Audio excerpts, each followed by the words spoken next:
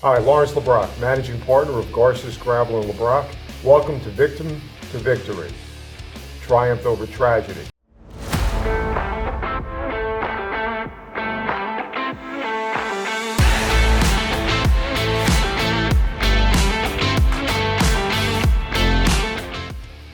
We have 4 MMA fighters here today, all hold a championship belt or have held the championship belt. I'm going to let them introduce themselves. We're going to start on the right. I'm Nick Galanti, professional MMA fighter at Dante Rivera Brazilian Jiu-Jitsu. My name's Nolan, also fight out of Dante Rivera Brazilian Jiu-Jitsu, currently in the UFC. My name is Luke Fernandez. I also fight out of Dante Rivera BJJ, and I'm currently a light heavyweight in the UFC. My name is Lleshi. I'm a 4-on-1 professional fighter. I fight out of Dante's for Cage Fury. Guys, great to have you here. Thank you for coming in. Now we're going to talk a little bit about the fight game and how it forms your lives and the discipline it takes to be in it. Tell me a little bit about the pre-fight routine. I know you guys today, or you were telling me that you trained early this morning, then you went from training and sparring, and then you went on to work with your trainer, right, to improve your cardiovascular and strength, right? So you had your strength and conditioning training, and now you're going back right after this, and you're going to train again. Tell me about a day in the life of an MMA fighter. I mean, every MMA fighter is a little different, but us 4, I think I can speak for us 4, we're professionals. So everything we do in our day-to-day lives pretty much revolves around the sport of MMA to benefit us in the cage some way. Yeah, it's pretty hectic, it's mixed martial arts. So you have wrestling, jiu-jitsu, boxing, kickboxing, and then you gotta work the defenses to all those martial arts. And you gotta do your strength and conditioning, so you have good cardio. Everything has to kind of complement each other. So, depending on the guy you're fighting or the opponent you're fighting, every camp's different, every off camp's a little different, working out the weaknesses, building on your strengths. So a day in the life of an MMA fighter is pretty chaotic, and, it could change anytime. Nick, tell us a little bit about your day. I think Eric really hit it spot on. It was really cool, we all came in together where we were training MMA, but we're kind of doing it more as fun, and now we're all at the level where we're fighting the top-notch people, if it's regional or in Eric and Luke's case around the world. So you really got to embrace it and live this is your life, and you can't make it a hobby. It's your full-time job and career at the same time. Other than this, talk a little bit, Jerry, talk to us a little bit about nutrition and what it takes. Nutrition? You got to stay away from cookies, ice cream, and all that stuff. It honestly sucks because they all know I'm a late night snacker, and I'll wake up and eat a bunch of junk food at night. But yeah, you got to cut that out. You definitely can't mess around with that because your body's it's like a machine. So whatever you put in it is what you'll get out. So I try to stay away from the cookies and stuff. Sometimes I have some slip-ups and relapses, but it's pretty good. I take my nutrition pretty seriously when I lock into camp. So yeah, just stay away from all the junk food. It's not hard to eat healthy. So take us through that pre-fight journey. When do you start to really lock in and start concentrating on a fight? Well, it's serious now, I got to start cutting, because you guys drop a lot of weight. And what do you drop for a fight? Usually anywhere between 30 and 35. That's incredible. So, I mean, really, I guess you lock in once you get that that call from your manager or your coach saying hey, we got to fight, we got an opponent. That's kind of when it becomes real. I mean, everyone kind of knows a time frame of when they might be fighting, so that's just kind of the excitement. But once you get that call or you get that contract and you sign that, and then you're locked in for the fight camp, that's when it starts, whether that's a short notice call, like somebody like Eric that just had that to get in the UFC, or if it's a full camp where it's 10 weeks, that's kind of when you get that, that nod of, all right, it's real, we got to lock in. And like Nick said before, we've been doing this day in and day out. So it's not like we're changing up our whole life at that point, but it just becomes for an end goal, which is the fight and the opponent. So it could be anywhere from 10, 12 weeks to 2 weeks or a week. Right. Now, you guys are pretty incredible. And wrestling in high school, you might cut 10 pounds, maybe 15. When you went from football to wrestling camp. How much do you guys cut from your walking around weight to fight that? I mean, I don't cut as much, I would say, as these other guys here, but probably around 15, 17 pounds a camp. And you kind of lose, like naturally when you get into camp, you kind of lose a couple pounds just by training more, and the intensity ramps up. But a big part of it is the water cut. You get down to a certain weight that that you're hydrated on and you're water loading.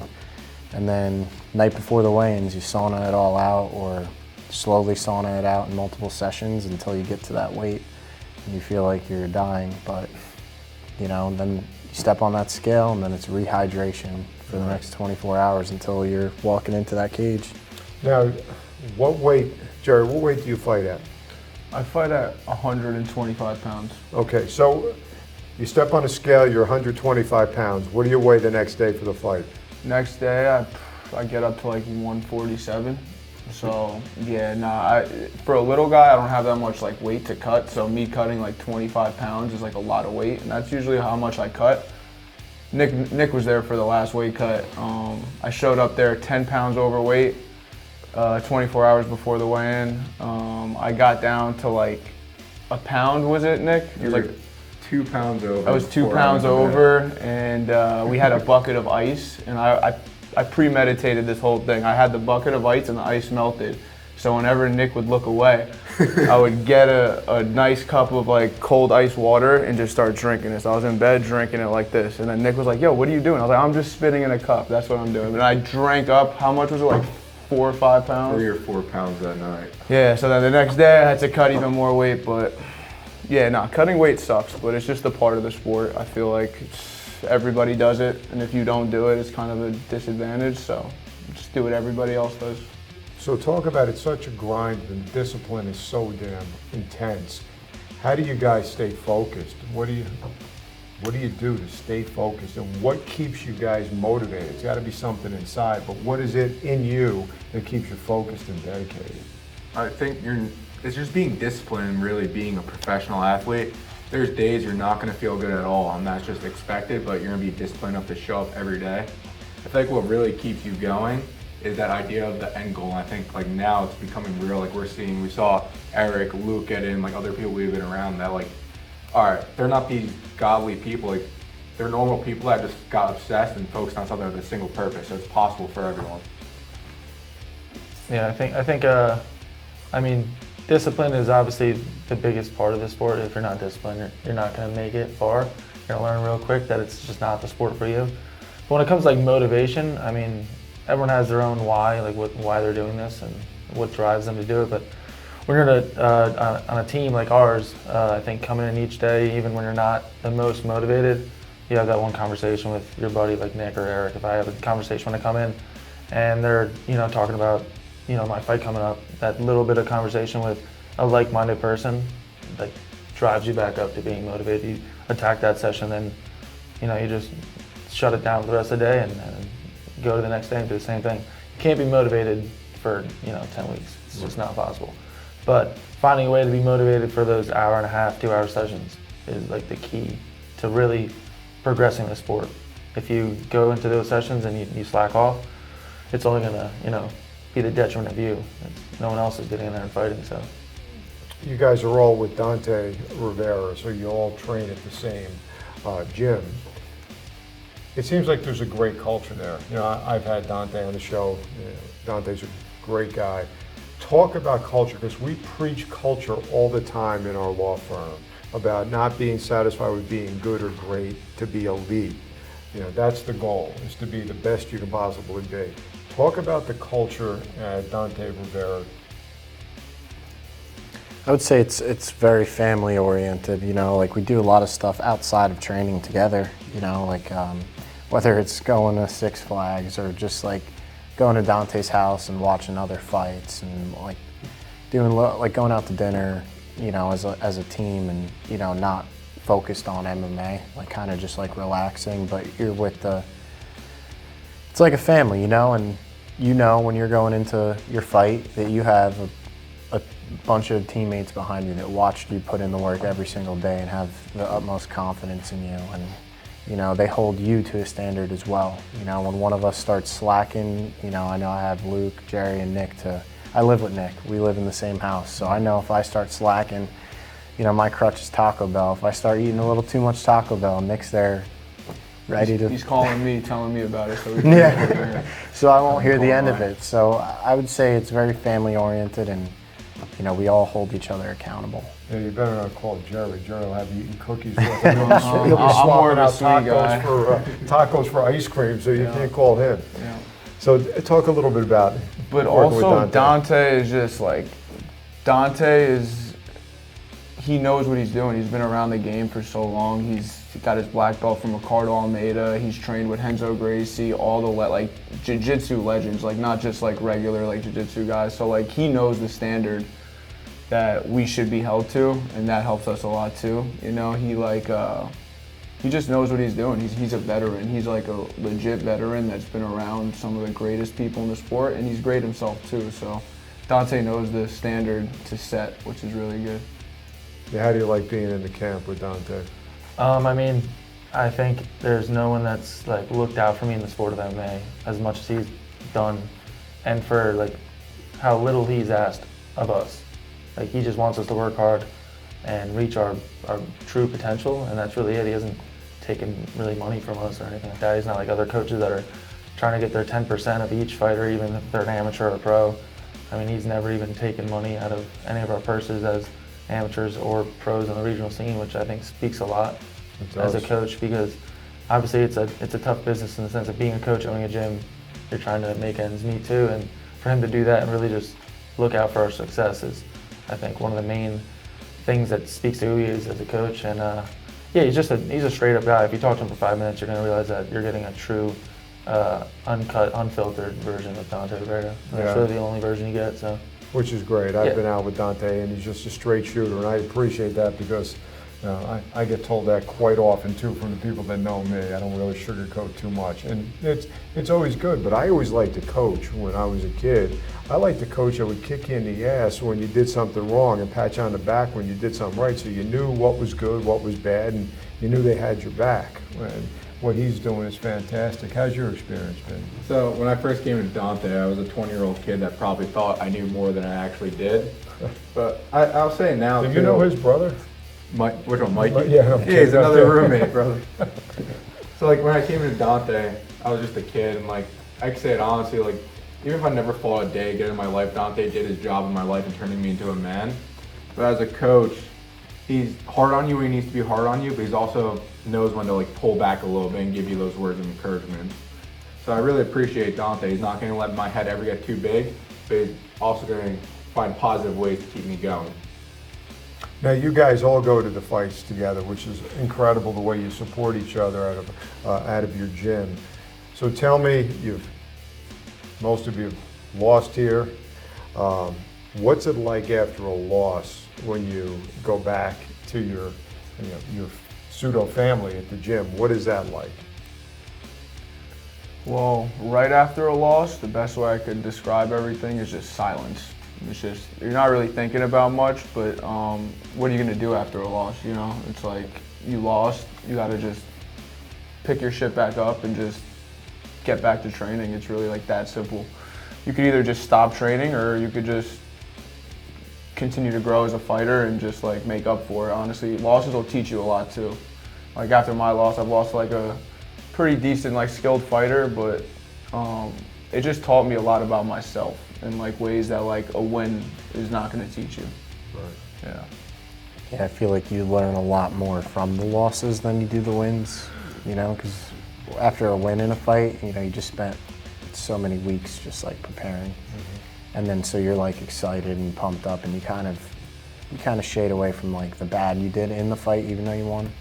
Where a loss is like, now you're just, there's nothing else to think about besides that loss, and you kind of can't eat away let it eat away at you. One of our other coaches at Dante's has a really good, he's like, you get 24 hours to sit and sulk and be a whiny little bitch, but after that 24 hours, it's, you know, back to work. And that's something I took from him. Shout out to Carl Roberson. He's one of our striking coaches. He's been a big help, and you know, fighting is 90% mental. You know, some people will say it's like 70, 80. I think it's 90% mental. The way you approach a fight mentally is it's pretty much gonna give you how you're gonna perform in the fight. You could be, I've seen a lot of really great fighters, you know, in the gym that, you know, out there in the cage, you know, they don't really get to show their true self, and it's because of their mentality. You know, so I think mentality is so important. And what's it like after a win? I mean, after a win is always, it's the highest of highs. It's seeing, you know, weeks and months, and at this point, years of training just paying off. And if little things went right, that especially in fights past that you haven't been, you know, getting it done in that way, it's the progression that really makes you feel like, you know, every grinding session is worth it. And then obviously seeing your teammates and your friends and family, and they're congratulating you, that makes it seem all worth it at the minute. And then just like Eric said, it's 24 hours or so, you get back into it. And it's kind of like, that's in the past. It's great to see that victory happen because we executed a game plan, but the job's not done, and you got to keep, you know, going back into each session, just looking to grow. But yeah, coming back after a win to a team like Dante Rivera's is great. Most of the time you see the pro fighters after a win, it's like the next possible day they're probably in there, even if it's just for a light session. It shows also the you know, the lower level guys, the amateur guys, that like a win doesn't mean you take off for a month. It doesn't mean you take off for a week, unless you got some injuries, of course. But it just shows that like this is what it takes to be at the highest level. So you gotta, you know, you get your hand raised, that's great. On to the next, back to work. What do you have to add? See, I'm such a perfectionist. I'll watch my fight 10 minutes after I fight 20 times that same night. It's so annoying. I don't think, oh, I did this good. I critique every single thing, because like in my head, MMA's an always evolving game. You're always gonna get people learning new things and adding new things to your game. So I'm always just trying to like build. I'm a fiend for progress. I'm always trying to get better. So like, it's always fun to win, but you're never satisfied. I think I had a minute 40 submission in one of my fights. Dante's a jiu-jitsu guy, he was all fired up. And I was over texting the owner of CFFC saying, I'm sorry I didn't get a knockout. Like, I don't know, you always want to grow. You're never as good as you think you are, you're never as bad as you think you are. Just being a fiend for progress and trying to get better after every fight. It's funny you say that, because I had a big verdict one time, several $1 million. I went right back, got the verdict in, went right back to the office and was working on the next trial. And you just forget about those wins. But I can remember every loss I ever had and how you can improve on those. So it's pretty incredible, same mindset. And then you'll see people, I had an attorney one time get excited over a very small win, $15,000 verdict. It's like, you're excited about that, right? And I'm sure you see the same thing with some of the fighters. You know, you might fight somebody who's very inexperienced or something, not you guys, but somebody they win a very low level fight and they're all pumped up and they don't realize, man, you got a long way to go. So talk a little bit more about now the future. We've talked about the grind, we've talked a little bit about the discipline, but what else is involved in becoming a professional fighter and taking this step from going as an amateur to a pro?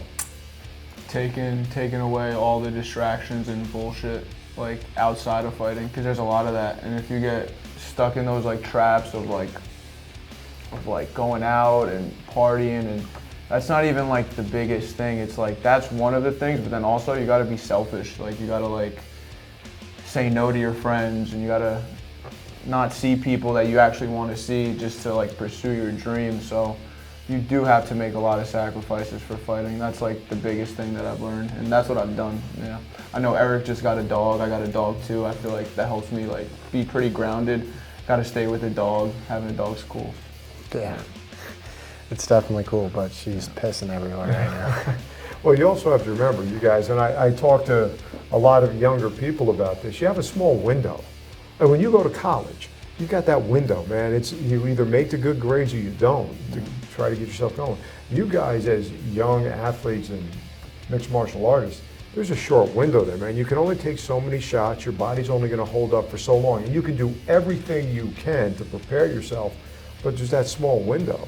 So you really do have to be disciplined and concentrate, because the girls will be there. There's always another party. There's always another, I hate to say that, there's always another woman. You know, there's always things in the future for you to look forward to. But right now, talk about how hard that is to give up everything, and you get pulled in a lot of directions, I'm sure. Right, Luke? Yeah, no, oh, shit, my bad. I just wanted to say, like, I make so many sacrifices that, like, some of my friends probably think, like, I don't even like them no more, you know? But that's not even the case. It's just focused. Just focused. But, Yeah. You know. Yeah, I think that the window thing is so real, especially in this sport. And like, it's crazy how it makes you think about how life is so, like, little decisions can change your whole entire outcome of life. I mean, I started late in the sport. I started at 25 because of COVID. And before that, I was a substitute teacher and coaching wrestling. I had no ambitions of fighting. I would love to try it, but at that point, I was just like, this is what I'm doing. I'm gonna go back to school, become a teacher, and that's really it. And then by chance, a friend of mine introduced me to Dante over a FaceTime video at like 10 o'clock on a Sunday. And he was like, Dante was like, I'll see you Monday. And then that day started my journey, and I never was out of the gym more than, you know, a couple days. Like, it was full time. And at that point I was still working, you know, I stopped working at the school. I was working a blue collar job. And it just, through that you realize, like, if you really want to progress in the sport, it's hard to do the whole work a full-time job and, you know, pursue your dream. And that's where I think the amateur to pro level is where you kind of got to make that sacrifice. If you want to, you know, get to your full potential, you gotta put in the hours, and it's not just one session a day. And it's not gonna just be an hour at the gym at night after work. So, you know, making that leap to not having a full-time job, taking this as a full-time job and hitting 2 or 3 sessions a day is really where you see that sacrifice come in. And then you realize that the time you get off, it's not about seeing like friends at the bar anymore. It's about, all right, I got like a day where I don't have anything to do at this time. I'm gonna go see my brother, my sister, my friends and my family, just for a little bit. And then, like, going out, like, is less and less enticing because you only got little windows to enjoy your life and see the people you love. So that's what you do. Otherwise, you're grinding. You're in the thick of it. You guys agree? Talk a little bit about it. I mean, yeah. I mean, Luke hit it pretty much on the head. And you also have, like, you know, I know for me, you know, I came out of the Marines and then I started going to college. And when I started fighting, you know, even my own parents were like, you know, you did all this work, you know, to set yourself up for like a real job. And because that's like another thing some people will tell you is like fighting's not a real job, like, but to us it is. Like it's our career. It's like no different than being a professional football player. It's not a real job. It doesn't get any more real than yeah, this, does it? No, but that's some people's mindsets, you know, and especially when I set myself up after college to get a job as a law enforcement officer or something like that, and you know, I had the opportunities and I shut them down because I was like, no, this is what I really want to do. This is my passion. You know, those little distractions that, you know, they might come from your own family, your own friends. They're like really trying to look out for you in their way, but at the end of the day, you know, you only got a small window. And if I would have listened to the people around me, I would have been a cop and I would have never made it to where I'm at now. And I remember I told a lot of people that have offered me jobs and they're like, you sure you'll be set for life? And I was like, no. So that's just a different type of distraction, you know, because people grind so hard for the sport and then not make it, you know. So, and that's what everybody always thinks about, and I think that's what you can't think about is not making it. Like, I always thought about, oh no, this is going to be worth it when I do make it, and that's like something I kept repeating to myself. So that's just another type of distraction that I think a lot of fighters go through, you know, especially ones that, you know, are starting a little late, you know. They're like, damn, you know, I have less time than this kid that's been training since he was 16. Like, what makes it seem like, you know, he's been working way longer and harder than me? Like, but you got to ignore those things that they don't really matter, you know. How's it working for you, Nick? It's working good, but like I didn't know, like when I first started, you really do have to sacrifice everything. You sacrifice who you were for who you're become. I came from a 6-figure job, right? I didn't even graduate college. I thought I was a man. I was going out drinking and stuff. Then 10 days before my first amateur fight, I quit my 6-figure job to pursue a job as being an amateur fighter, not making any money. So obviously my parents weren't too happy about that as their kid doing that. And then started working, and then one of my, I thought, close friends at the time, I was 2-0 as an amateur. And like I had a break between fights. He's like, all right, like you tried this, now like you kind of have a break in, and like what are you doing? Like you would have been set for life. And like I just realized like you gotta sacrifice and get rid of those people that weren't really your friends and were very close-minded to keep people around you that, I'm not gonna say everyone believes you, because they're not gonna believe in you until they see you do it. So you really have to sacrifice everything. I've missed a lot of family parties, lost a lot of relationships, a lot of friendships, but for me, the only way this is worth it at the end is if I get the job done. Yeah, in the legal profession, we have a big support team. We have paralegals, we have doctors as experts, economists as experts. We have a whole team to help support a client in their case. Talk a little bit, guys, about the support team, the nutrition, the training. Who's your support? Who do you rely upon? And then we'll talk a little bit about things that people don't see. I mean, they see you in the ring, but what aren't they seeing? The grind, you know, the agents and all those pressures. But first, talk about your team. So I always say, you might walk in the cage alone, but you have an army behind you.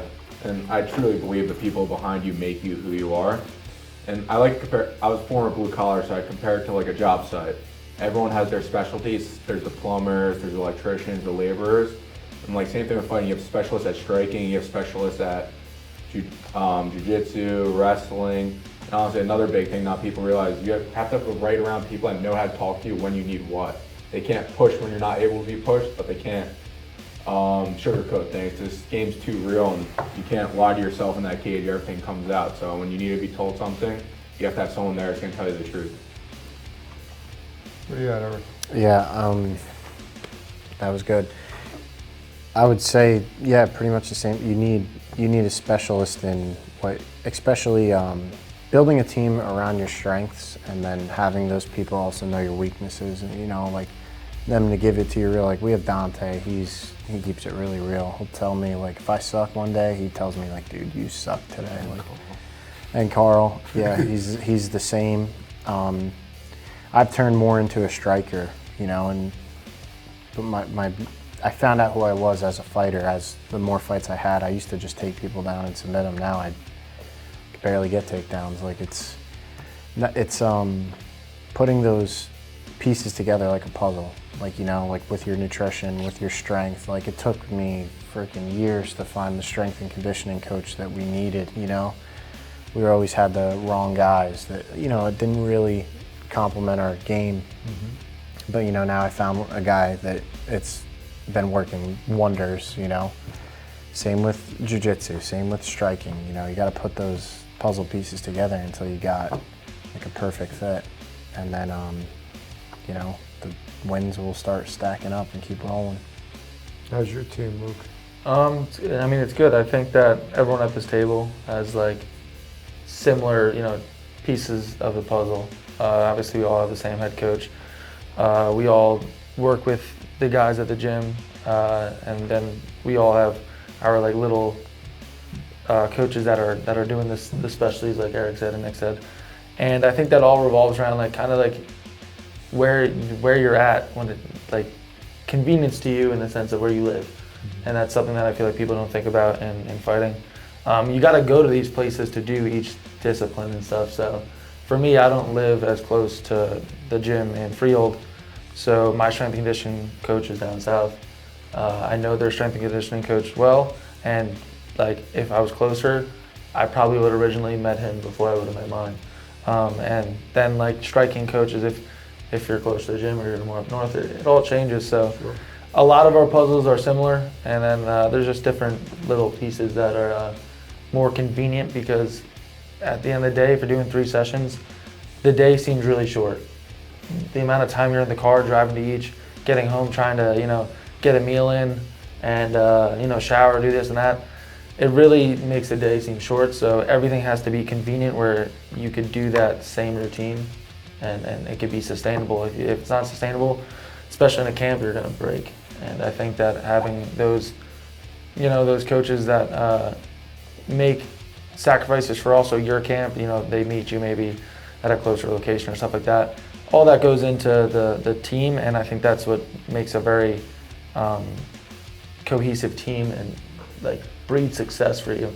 If it's a relationship where you're both working together, not just like, hey, you got to be here. It's all right, well, I already had a session, here, and I'm going to be a little late. Like, no, you got to be here. If that's how a coach is, it's not really going to work out. It's kind of, you got to like make it work for the fighter, and also at the same time make it work for your schedule. So yeah, it's one of those things that people don't really talk about in the sport, but it's a lot more than just going to the gym, for 2 hours and then you're going home. It's day in, day out, and multiple times a day. A lot of traveling, a lot of downtime in the sense of just in the car going to each session. So yeah, and I would just add on it because you reminded me of something. Also, like financially too. Like you need, it's why it's extremely important in today's day and age of MMA is having people that believe in you, like sponsors, like GGL is for me.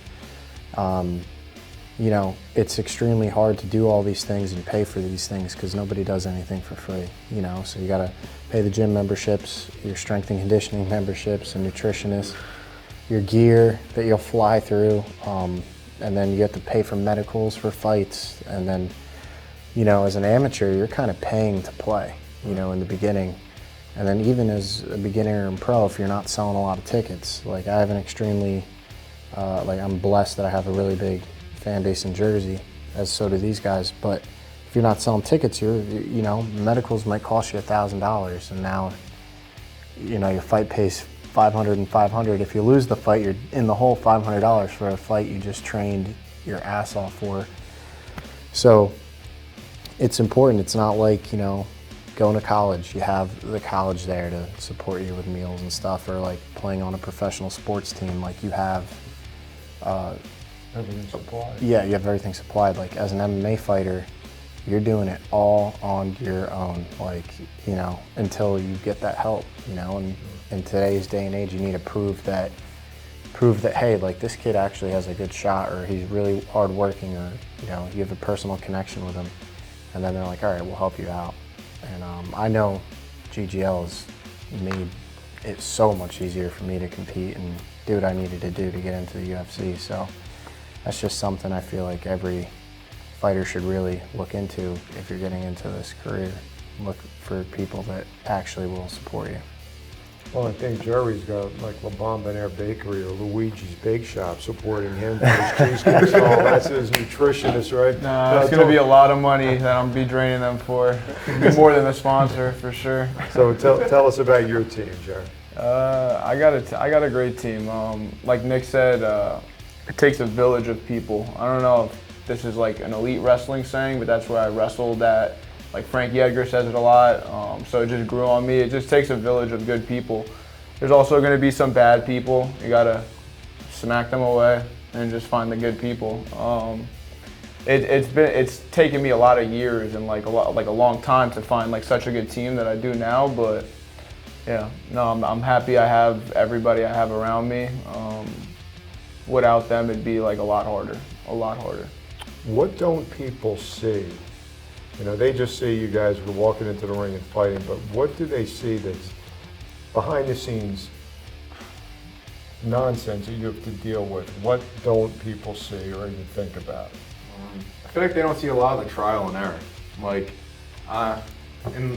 especially in the gym, you're losing more than you're winning probably, but that's what's really turning you to who you are and letting you figure out who you are. And they don't realize too, like you're showing up no matter what on that fight date, and 99% of the time you're compromised. You're not at your 100%. They don't realize what it takes to really get in that cage and do what you're gonna do, but you're gonna show out anyway. Yeah, I think people, obviously like Nick was just saying, people come to see the fight and they just think of it as a one-day thing. Like they're doing it as like they're gonna hang out that night, go out, have some drinks, watch their buddies fight in a cage, and it's gonna be a sick night. For us, it's you're getting put on a stage and you're gonna go get locked in a cage and fist fight another dude. Half naked. Yeah, you're gonna be at your most vulnerable space. Everyone's gonna be watching you. Everyone's gonna be hitting you up beforehand, saying, "Yo, like." Now on my and Eric's case, like people are gonna be telling you like, hey, we're betting on you, like don't lose. Right. And like obviously like that stuff, like as a fighter you gotta like just take it with a grain of salt and be like, these people don't understand. But it's crazy because people that don't do it don't understand like how much it means to us and how much time and effort we put into it and all the stuff behind the scenes that makes it feel like life or death, because it is for us. Like we're trying to make our career in this sport, and they're seeing it more. A lot of people just see it as, you know, it's a hobby, it's a fun sport, and it's crazy, it's cool, but whatever it is, it's not. They're not seeing it through our lens of the sacrifice that it meant just to get there. So yeah, I think that's the wildest thing as a fighter, to realize that certain people are going to talk to you in ways you're like, they really don't understand what I've done and what this means to me. And at the end of the day, like tomorrow's going to happen, and so that's what keeps me going as a fighter, in the sense of I'm going to do everything I can in the sport to win every fight and get to the place I want to be. But you can't dwell on it. You can't overthink the outcome of each event. You just gotta take the fight by the horns and understand that you did everything you could in preparation to get the victory. My favorite is you better win or I'm be disappointed in you. Yeah. Shut up. Or how about better not get knocked out? I love that. Like, you ever been slept? Yeah, It's usually the first question. You ever been knocked out? Yeah. No. You want to be? Like, I feel like people also don't see, you know, especially when we were all amateurs. I know, you know, I was going to school. These two were working construction.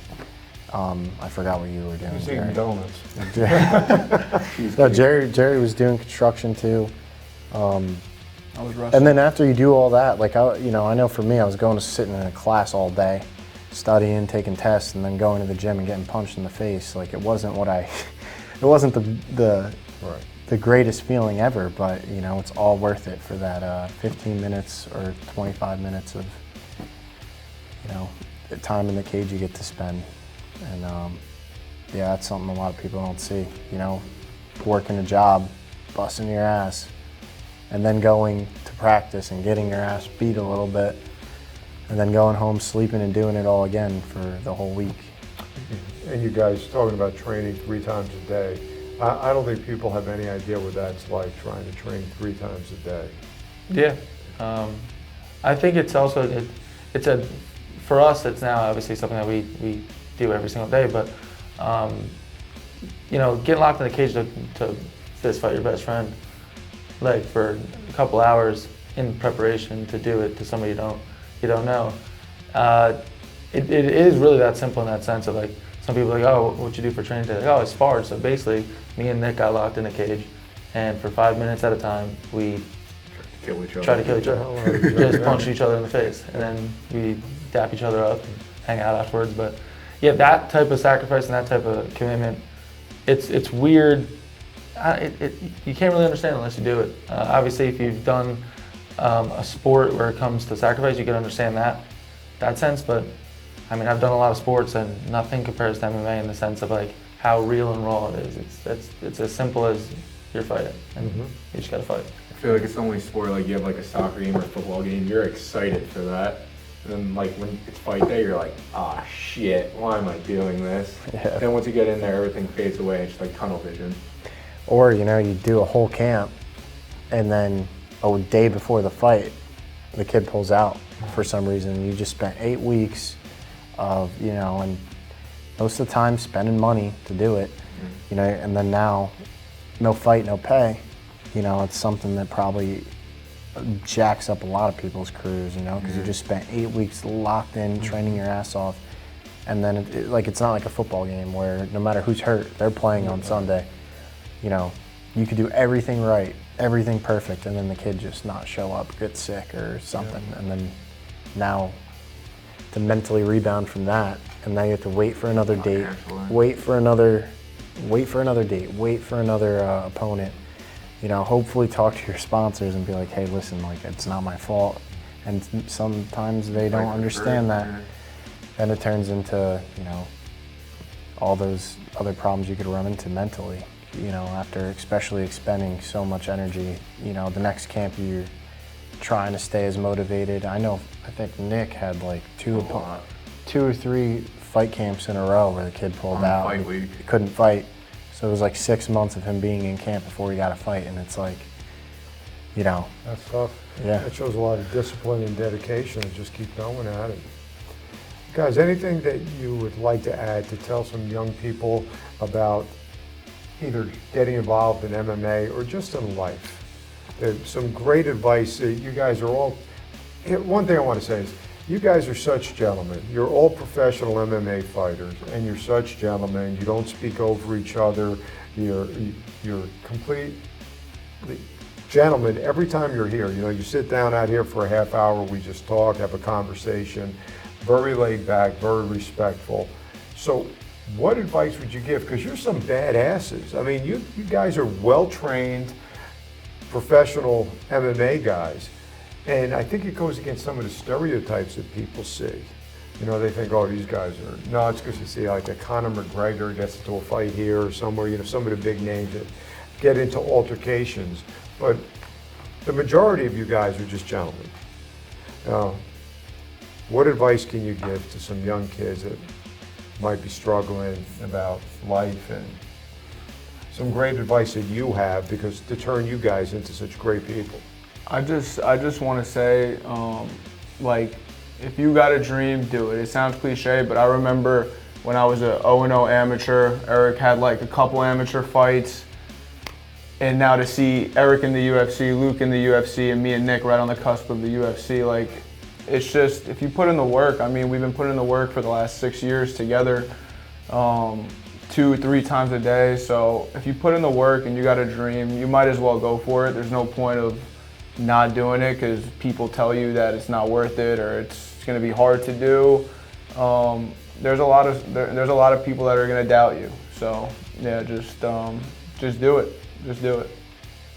Yeah, I would say at the end of the day, we're all going to be put into a box and put in the dirt. Nothing we have is going to come with us. It will matter. And then 100 years from then, probably you're going to be forgotten. So that time's coming. It's morbid, but it's real. And I think that if you understand that time is super valuable in that sense, and like that window is real, and there's going to be people telling you like the logical thing, like, oh, like, don't chase that goal. Like, there's so many ways you could fail. There's so many, there's so many people trying to do that don't succeed.